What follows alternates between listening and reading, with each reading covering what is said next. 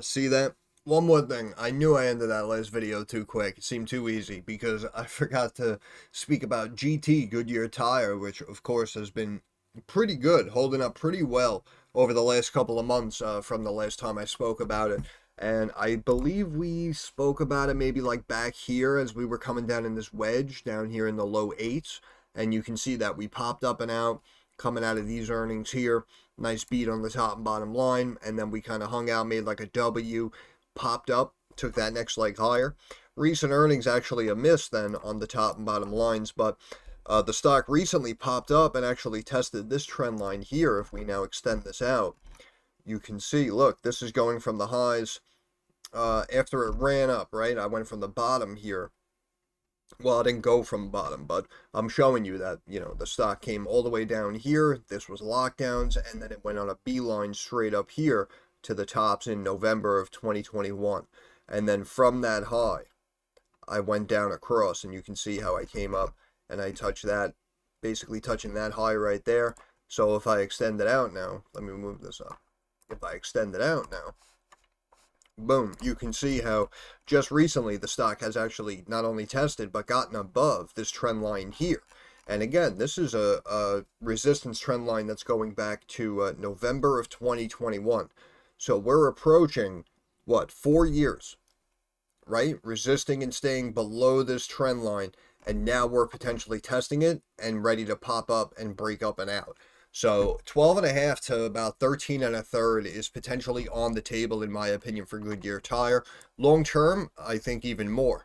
I just do believe that overall the company is undervalued. Again, yes, earnings are mixed and they're hit and miss here and there, but we're bringing in 16, 18, 20 billion dollars a year over the last couple of years, and we have a market cap right here at 3 billion, trading 12.5 times earnings. Even the beta, again, the beta is the volatility of the stock in relation to the overall volatility of the market, right? So it's a beta of less than 1, which means it's slightly less volatile than the overall market. I'm sorry if I'm slurring my words. I'm on like 3 cups of coffee and no sleep for some reason, but you understand my point here. Also, 250 million shares. I mean, it seems like a lot, but I don't know. I mean, again, if people really bought into this one and if the technicals line up as well and it starts to get trending, I mean, you'd be surprised. It can potentially run back up here to 15, maybe even 20. Again, as the lockdowns were taking place, we heard the news of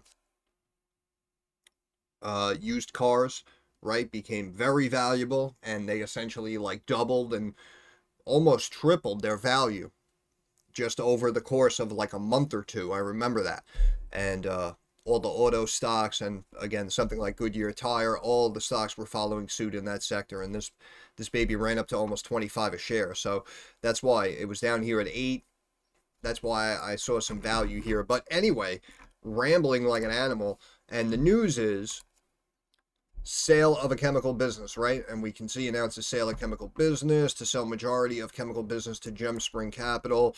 Goodyear Tire deal valued at about $650 million. Goodyear to retain chemical facilities in Niagara Falls and Bayport.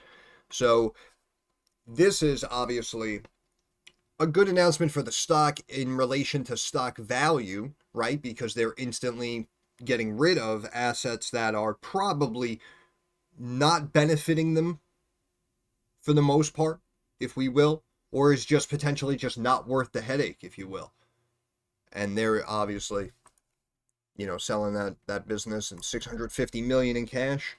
I mean, that's a decent payday right there, and that instantly pumps liquidity and value back into the stock, right? Back into the business. So that's why it recently saw a bump, and in my opinion, it's probably going to test and get above that trend line again. The sale includes chemical plants in Houston and Beaumont, Texas, and a research office in Akron, Ohio. A long-term supply agreement is part of the deal, which is expected to close by the end of 25, pending regulatory and other standard approvals. Goodyear said it plans to use the sale proceeds to cut debt and support key transformation efforts. The company will keep operating its chemical sites in Niagara Falls, New York, and Bayport, Texas, along with the rights to along with the rights to the products made there, according to Goodyear. Shares initially were up on that news that came out yesterday. We were talking about it in the Discord, but Goodyear tire doing pretty well since we looked at it. Also, what was it? UEC.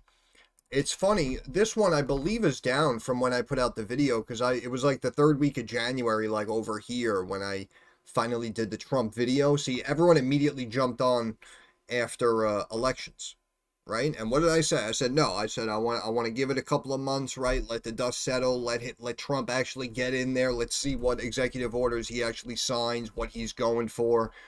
Because again, talk is cheap, right? So we say all the things we're going to do, and now we actually have to see what we're going to do. But technically, it's down from the time we looked at it here during the Trump video, again, back at around 7. And we broke this support trend line here, and then you can see we spiked right back up. And then today we get the news of executive orders coming in now relating to the nuclear sector, right?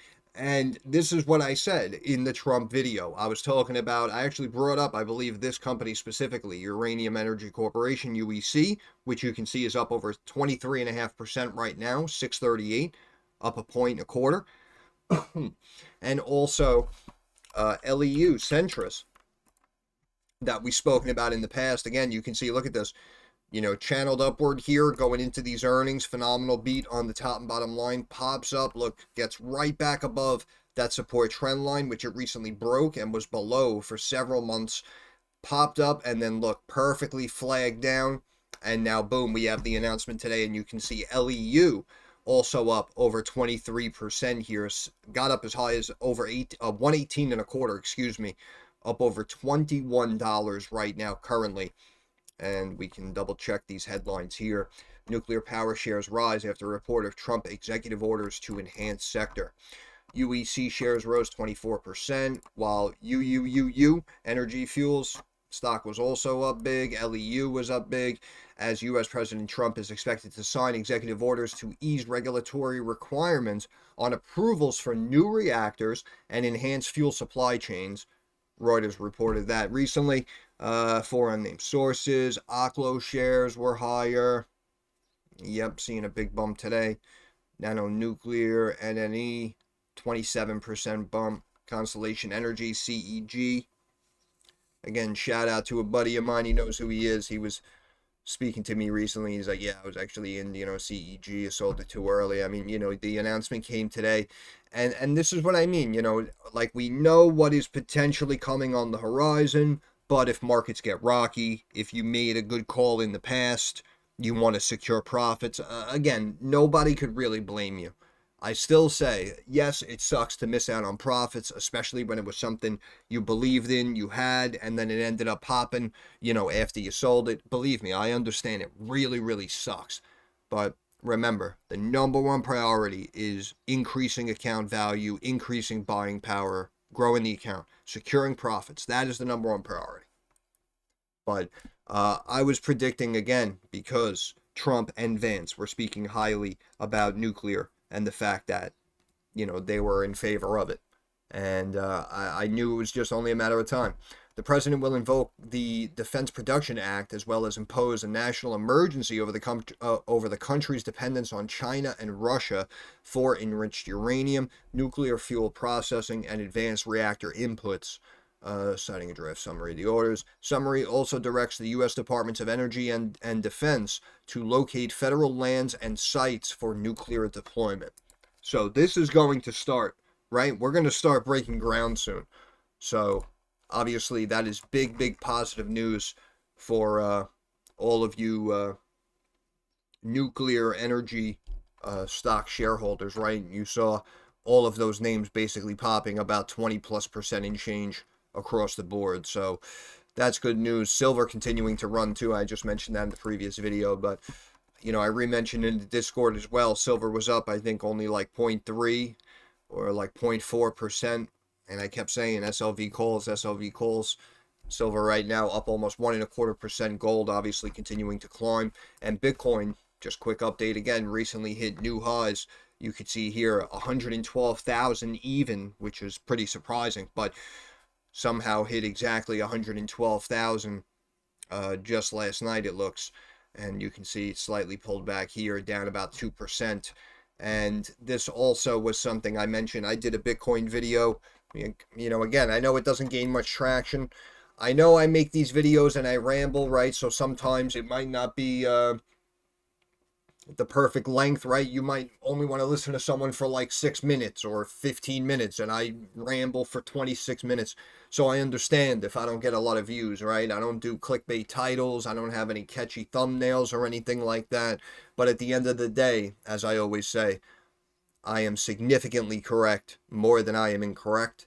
And, you know, I make these videos, again, these videos are more for you guys. This is not for me. You know, I don't have a crypto wallet. Even if you sent me, you know, 10 grand right now, I don't have a crypto wallet. I would first have to initially, right, open like the Coinbase and get all that stuff going. I don't even have one of those accounts. So that's why I just wanted to take a look at Bitcoin, because I know a lot of you are involved into crypto. And we spoke recently about the cryptocurrency getting above this resistance level, and then we had the big pop up, and I was speaking up here and I was talking about a little over 100,000 that the stock was going to that the currency, excuse me, was going to go back up to and retest those top resistance levels. And you can see that it popped straight above it, came down for a quick little retest, a couple of little bounces, and then popped off it and just started climbing and hit that new high of 112,000. So you could potentially see a little bit of a dip down back here to the 20-day moving average, maybe about 104,000 it looks like, potentially, which would be about a 5 grand shave, 5 grand little haircut from here. And could potentially be wedging, but I do think if it just continues to steadily climb like this, then chances are it's going to, as you see, it's going to tighten up there.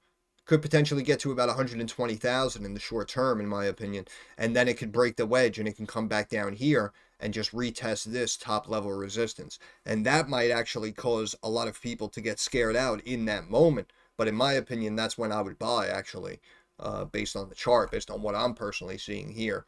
Because chances are if it recently came up, tightened, and hit those highs, came down to cool off and retest, now it's readjusted, so it's probably going to bounce and take that next leg higher, right? But again, that's just my opinion. Whatever you do with this information is entirely your own prerogative, but it was down here at the bottom of the list, so I figured I'd just pull up the chart real quick for Bitcoin for you guys. But that's it. I'll end it there. I just forgot about the nuclear news, executive orders coming out from Trump, which again we predicted a couple of months back. So obviously, if you watch that video and you position yourself correctly, you know you're doing a dance.